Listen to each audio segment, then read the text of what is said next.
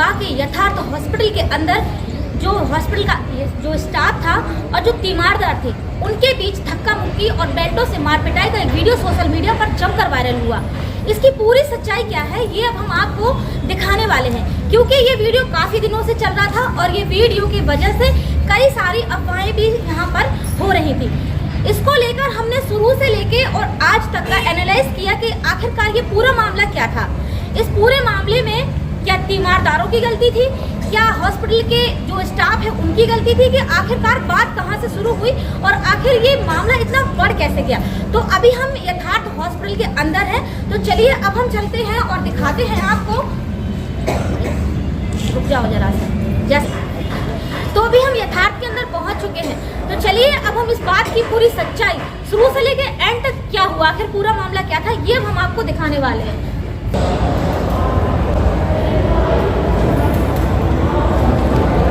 तो अब हम पहुंच चुके हैं यथार्थ हॉस्पिटल के अंदर। सारी बातचीत कैसे शुरू हुई, कैसे लड़ाई झगड़ा बढ़ा और कैसे मारपीट हुई तीमारदार और हॉस्पिटल के स्टाफ के साथ। तो चलिए अब हम चलते हैं जो मिस्टर नितिन चौधरी, उनसे पूरी बात जानते हैं, इस बात की सच्चाई कितनी है। आइए अब हम अंदर जा रहे हैं। जो डॉक्टर नितिन चौधरी हैं उनसे मिलने के लिए और जानते हैं इस बात की।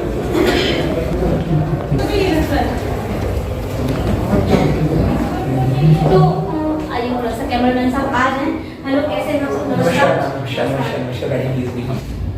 तो जैसे कि मैं आपको बता दूं, कुछ दिनों पहले कुछ सोशल मीडिया के जरिए वीडियो वायरल हो रहे थे कि यथार्थ हॉस्पिटल के अंदर तीमारदार और हॉस्पिटल के स्टाफ के साथ मतलब मिलकर दोनों गुटों में बैटबाजी हो रही थी, मारपीट हो रही थी। इस बात में कितनी सच्चाई है, ये बात कहाँ से शुरू हुई और ये वजह क्या थी, ये पूरा एनालिसिस करने के बाद आज सारी वीडियो चलने के बाद अंत में मैं मिस्टर नितिन चौधरी जो कि हमारे साथ बैठे हुए हैं, विकास कुमार जी मेरे साथ बैठे हुए हैं, इनसे पूरी बात की सच्चाई जानते हैं क्या है। तो सबसे पहले तो नमस्कार। नमस्कार मैम। आप भी नमस्कार। और मैं यहाँ पर ये जानने के लिए आई हूँ कि आखिर ये जो अभी कुछ दिनों पहले सोशल मीडिया पर वीडियो वायरल हो रहे थे कि आपके हॉस्पिटल के जो स्टाफ हैं तीमारदारों के साथ मारपीट कर रहे थे, तो ये पूरा मामला क्या था, कैसे शुरू हुआ और ये जो मारपीट कर रहे थे और जो अटेंडेंट कह रहे हैं जिनको, वो लोग कौन थे, थोड़ा सा दर्शक जानना चाहते हैं। जी मैम, पहले तो आपके सभी दर्शकों को नमस्कार। और मैं ये बताना चाहता हूँ कि यथार्थ सुपर स्पेशलिटी हॉस्पिटल एक जिम्मेदार अस्पताल है और अपने यहाँ पर आए हुए सभी मरीजों का विशेष ख्याल रखता है और सबका सम्मान करता है। दूसरा, कोई भी अस्पताल ये नहीं चाहता कि उसके अस्पताल प्रेमाइसिस में मारपीट हो या लोग असंतुष्ट होकर जाएं या लोगों का अच्छे से इलाज ना हो। हर अस्पताल यही चाहता है कि मरीजों का अच्छे से, अगर उनके इस पर विश्वास लेकर आए तो उनका अच्छे से इलाज हो। हमारे यहाँ पर आयुष्मान से मुफ्त इलाज होता है, जिसमें जांचें, दवाइयाँ सब कुछ मुफ्त करी जाती हैं, दी जाती हैं। ये जो संतोष कुमार अहिरवार हैं, ये 29 तारीख को हमारे पास आए थे। ये जिन बीमारियों से ग्रसित थे वो काफ़ी गंभीर बीमारियाँ थी। ये लंबे वक्त से अल्कोहल मतलब शराब से ग्रसित थे, जिसकी वजह से इनका लिवर खराब हो गया था। साथ में इनको हेपेटाइटिस सी की बीमारी थी, जिसकी वजह से लिवर, जो एक वायरल इन्फेक्शन होता है लिवर का, जिसमें लिवर खराब होता है। प्लस इनको अनकंट्रोल्ड डायबिटीज थी। लंबे वक्त से जब डायबिटीज होती है किसी इंसान को और आप दवाई नहीं लेते हैं तो बाद में वो दवा से भी कंट्रोल नहीं होती, उसको अनकंट्रोल्ड डायबिटीज कहते हैं। उसका जो प्रभाव होता है वो सभी अंगों पर पड़ता है। तो अल्टीमेटली बोलूँ तो बहुत क्रिटिकल कंडीशन में आए थे। इनको लिवर एब्सेस भी था, मतलब लिवर में सड़न, और वो भी 3 जगह से सड़न थी, 3 जगह से लिवर सड़ा हुआ था इनका। तो इनके बचने की उम्मीद काफ़ी कम थी। इनके तीमारदारों को बता दिया गया था रिस्क है इस पेशेंट में और इनके बचने की चांसेस कम है। बट क्योंकि यथार्थ के अंदर पूरा इलाज आयुष्मान से मुफ्त होता है, ना दवाइयों का खर्चा होता, ना जांचों का खर्चा होता, और वो लोग पलेरा से आए थे तो कहीं और इलाज कराना उनके लिए संभव नहीं था, तो उन्होंने गुजारिश करी कि उनका यहीं पर इलाज हो और उन्होंने रिस्क कंसेंट दिया हम लोगों को। और उनके कंसेंट के बाद हमने कोशिश करी। हमारे डॉक्टर अथर अंसारी हैं जो हमारे बहुत अच्छे डॉक्टर हैं, जिनका दिल्ली में 2 दशक से ज़्यादा का अनुभव है अपोलो हॉस्पिटल में काम करने का और हमारे यथार्थ के साथ काफ़ी लंबे वक्त से जुड़े हुए हैं। तो उनके अंडर में पेशेंट थी, उन्होंने अपनी पूरी कोशिश करी, लेकिन मरीज ने वक्त नहीं दिया दवाओं को असर दिखाने में और 2-3 दिन के बाद मरीज की मृत्यु हो जाती है 1 तारीख को रात को। मृत्यु के पश्चात जो मरीज के परिजन थे, जिनमें उनके भाई थे, वो शव प्राप्त करने के लिए आते हैं। उनको लिखा पढ़ी के बाद शव दिया जाता है, जिसकी पूरी वीडियो और पूरा रिटर्न में हमारे पास है। उनको आराम से शव दिया जाता है।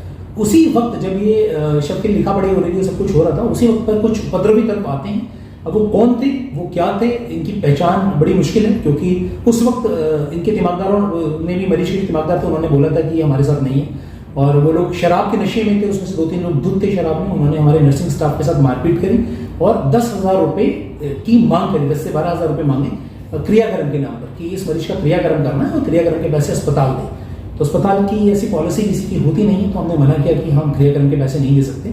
उन्होंने गाली गलौज स्टार्ट करी और हमारे गार्ड्स को, हमारे नर्सिंग स्टाफ को, हमारे ऑन ड्यूटी डॉक्टर्स को मारा, जो कि एक आपराधिक घटना है। मारपिटाई करने के बाद वो अस्पताल में घुस रहे थे, तोड़फोड़ कर रहे थे, जिसमें हमारे सिक्योरिटी सुपरवाइजर ने चार्ज लेते हुए बलपूर्वक इनको पहले प्यार से समझाने की कोशिश करी, जब ये नहीं माने तो बल का प्रयोग करते हुए इन लोगों को बाहर भगाया गया।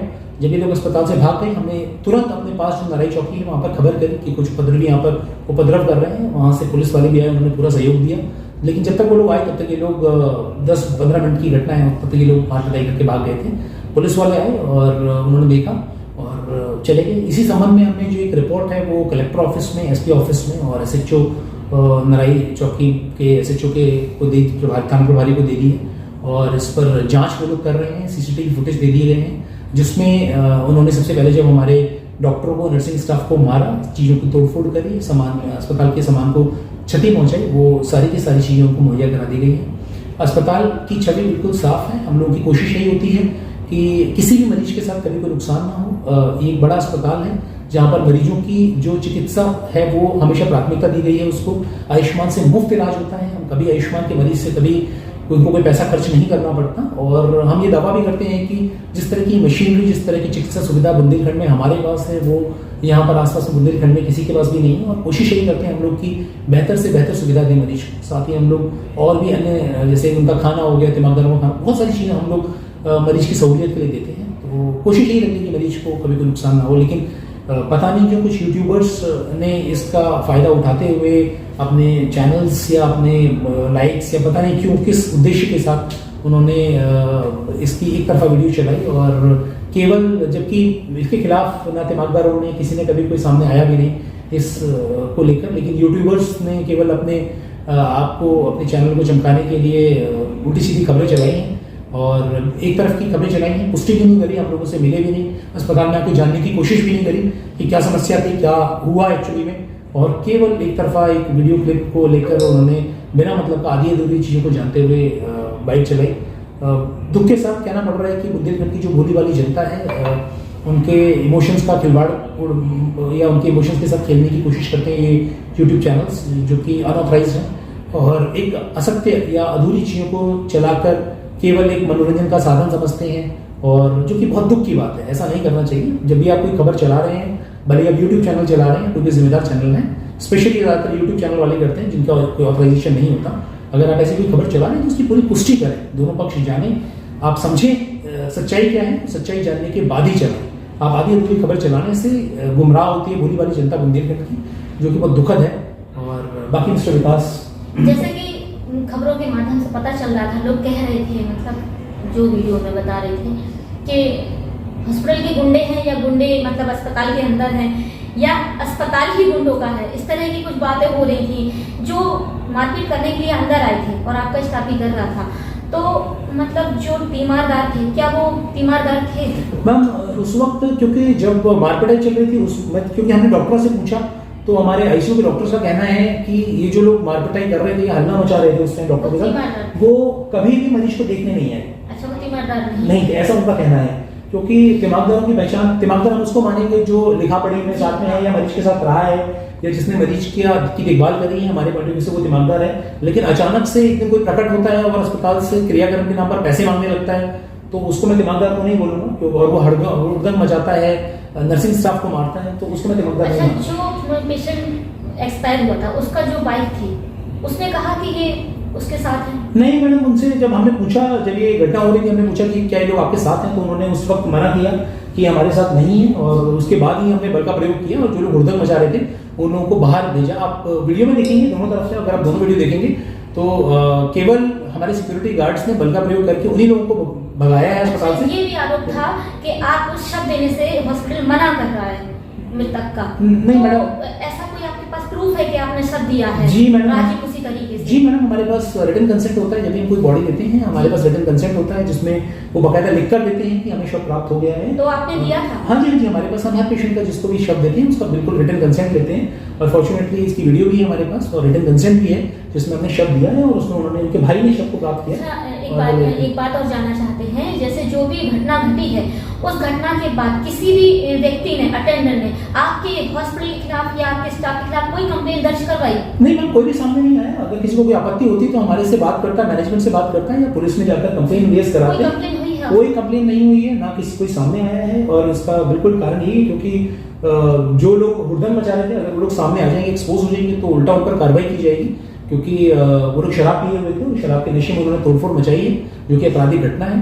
तो शायद इस तरह से वो लोग बैकफुट पर हैं, वो सामने नहीं आए क्योंकि उन्होंने शराब पीकर हुड़दंग मचाया। और कोई ऐसी पुलिस के पास सामने भी कोई इस तरह का प्रकरण नहीं हुआ। हम एसपी से भी मिले, हम एसएचओ से भी मिले, हमने कई लोगों से, अधिकारियों से बात करी, लेकिन ऐसी कोई किसी की तरफ से, केवल यूट्यूब चैनल वाले हैं जो बिना मतलब कि एक अस्पताल को बदनाम करने के लिए अफवाह बना रहे हैं, और ये गलत घटना है। अगर इसके दोनों पक्ष जानेंगे और हमारे पास उस साक्ष्य। आपको क्या लगता है कि ये जो हॉस्पिटल चल रहा है इसके पीछे बदनाम करने का एक साजिश है या ये तीमारदारों की मनमर्जी थी, क्या था?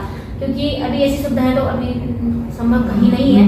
मैम वही मैं बोलना चाहूँगा कि बुंदेलखंड में one of the best hospital है, और जब से हॉस्पिटल खुला है पिछले लगभग 1 साल से मैं देख रहा हूँ, लोगों का विश्वास इस पर बहुत बड़ा है, और लोग आज की तारीख में इस हॉस्पिटल में लोगों ने as a first choice medical care इसको चुना है, चूज किया है। और जो लोग झांसी जाते थे और झांसी में कैश में इलाज कराते थे, उनके लिए एक बहुत बड़ा विकल्प है ये कि जहाँ पर मुफ्त सुविधाएं मिलती हैं, अच्छा इलाज मिलता है, वर्ल्ड क्लास ट्रीटमेंट फैसिलिटी उनको मिलती है, और अच्छे से इलाज करा सकते हैं।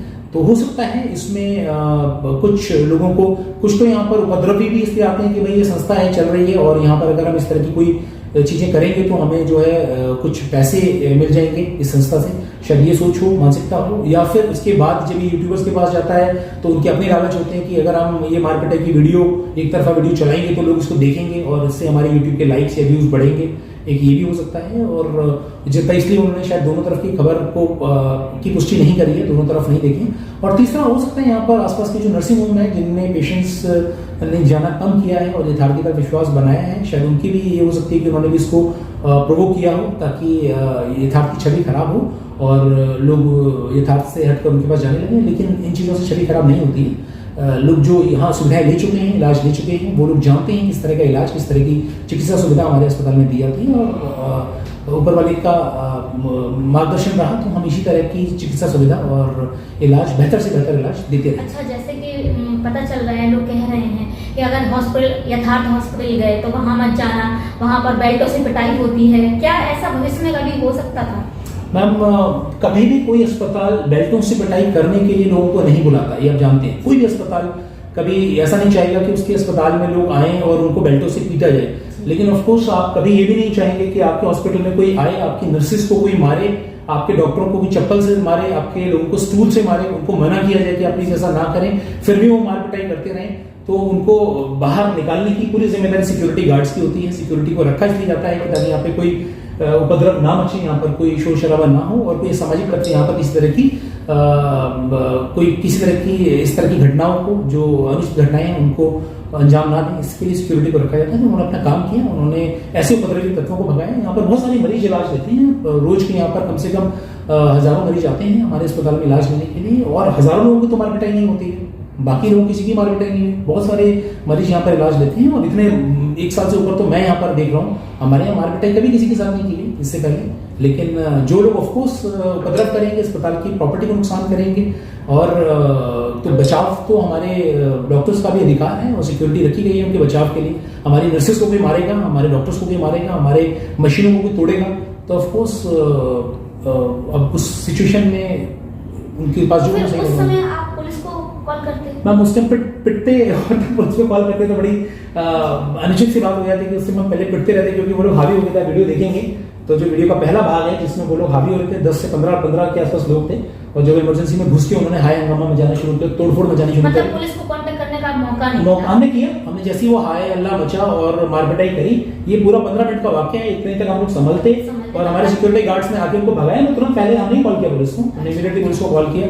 एसएचओ श्री अरविंद पराशर जी हैं हमारे नराई चौकी के, उनको कॉल किया, मैंने खुद पर्सनली कॉल किया और वो लोग आए और अच्छा, वो जो लोग यहाँ पर उपद्रव मचाने के लिए आए थे, उनका आप लोगों को पता चला कि वो लोग कौन थे? नहीं मैम, उनका पता नहीं चल पाया, लेकिन ऑफ कोर्स उनका पता चलेगा तो उनके ऊपर कार्रवाई करी जाएगी, उन पर जुर्माना लगाया जाएगा। और क्योंकि उन्होंने यहाँ पर तोड़फोड़ मचाई है और चीज़ों को, व्यवस्थाओं को ठेस पहुंचाई है, प्लस किसी भी अस्पताल के अंदर ऑन ड्यूटी मेडिकल ऑफिसर को मारना, उस पर हाथ चलाना और ऑन ड्यूटी नर्सिंग स्टाफ को मारना एक आपराधिक जुर्म है। और ऑफ कोर्स जैसे ही इसका पता चलता है किसने हाथ चलाया, प्रॉपर इसकी छानबीन, मैं खुद चाहता हूँ इसकी प्रॉपर छानबीन और उनके ऊपर कार्रवाई करी जाएगी। तो हम आपको ये बताना चाहते हैं कि जो भी अभी कुछ दिनों पहले विगत दिवस जो आपने हंगामा देखा, यथार्थ हॉस्पिटल की सच्चाई क्या थी, इसके पीछे का पूरा माजरा क्या था, तो ये आप जो मिस्टर नितिन चौधरी के मुंह ज़बानी सुन ही चुके हैं।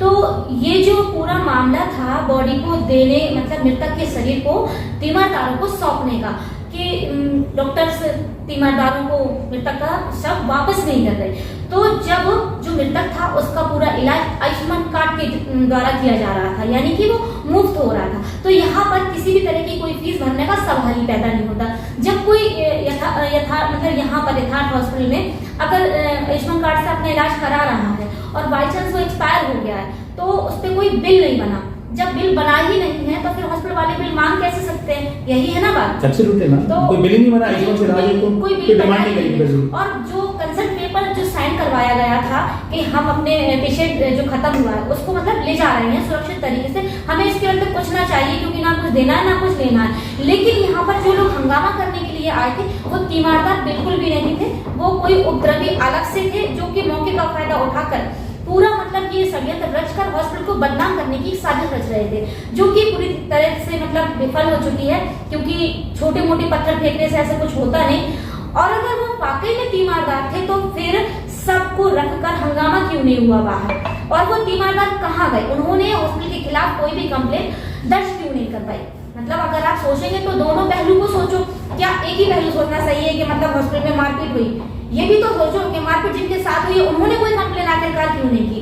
क्योंकि नॉर्मली अगर किसी के साथ कभी कोई मारपीट हो जाती है तो जाहिर सी बात है दूसरा पक्ष अपना पक्ष रखता है, उसके खिलाफ कंप्लेन करते हैं, तो हॉस्पिटल के खिलाफ भी कंप्लेन होनी चाहिए थी ना। तो फिर वो तीमारदारों ने कंप्लेन अभी तक क्यों नहीं की और वो तीमारदार गए कहाँ? इसमें कोई सच्चाई नहीं है। सारे पेपर अभी भी मैंने भी देखे हैं, कंसर्ट पेपर, उन्होंने जो तीमारदार थे उन्होंने साइन किया है कंसर्ट पेपर पर कि हम अपने जो मरीज का शव ले जा रहे हैं, हमें कुछ परेशानी नहीं है। और मरीज की जो मृत्यु हुई है, मतलब पेशेंट के ऑर्गन्स जो बॉडी ऑर्गन्स होते हैं उसमें कुछ दिक्कत थी, लिवर में उसको पस पड़ा हुआ था, सड़ा हुआ लिवर था, और वो तो इस कारण उसकी शराब की वजह से।